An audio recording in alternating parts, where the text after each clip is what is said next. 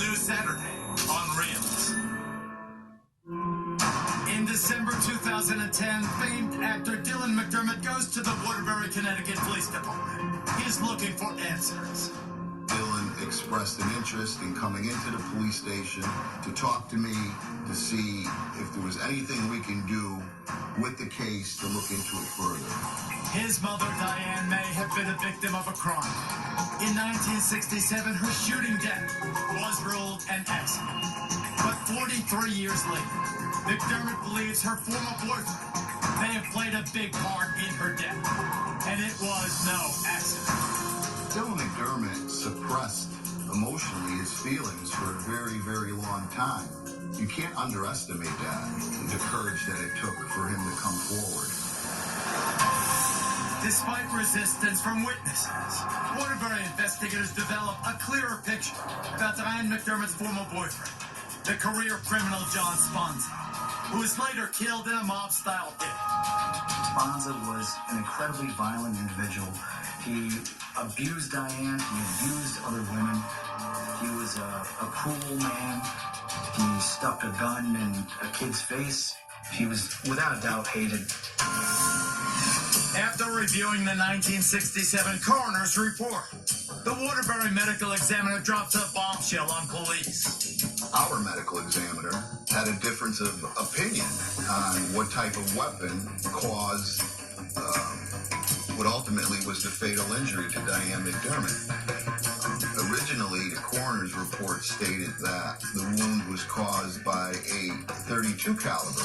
The .32 caliber was the gun that Sponza turned into police in 1967. However, the medical examiner in 2011 clearly states that it was a larger caliber handgun, it was a .38. Diane McDermott is found with a .32 caliber handgun next to her body. That indicates, at least, Sponza had planted the gun on Diane McDermott to make it seem as if that was the gun that was used in her death. Witnesses tell investigators Sponza carried a .38. He might have used it in a paid mob hit. Speculation is that had John Sponza turned in a .38, possibly the police would have tied that weapon to an earlier murder. There really is no other explanation other than that gun was hot, he knew it, and needed to get rid of it. All roads in the McDermott investigation lead to John Sponza, but the final nail in his coffin comes from an unexpected source, his former wife. She has many stories to tell the police about what they did, about laundering hundreds of thousands of dollars. She tells the cops that she's been abused by Sponza too, in horrible ways. She was beaten multiple times, more proof of the pattern of abuse that Sponza had against women. And Sponza makes a jaw-dropping confession to his wife. She gave a statement to our investigators saying that Sponza admitted to killing Diane, but then said accidentally. And he gets a little bit vague there, but he basically confesses to saying, it says, yeah, I shot her. John Sponza actually pulling the trigger. That had never been revealed.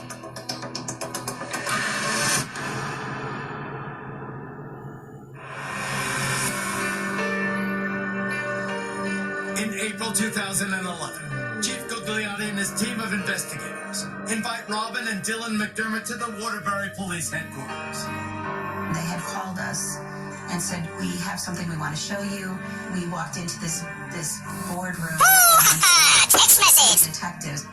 We wanted to let that family know that them coming forward and whatever intuition they had was the right one, because we were now learning things to kind of justify their feelings.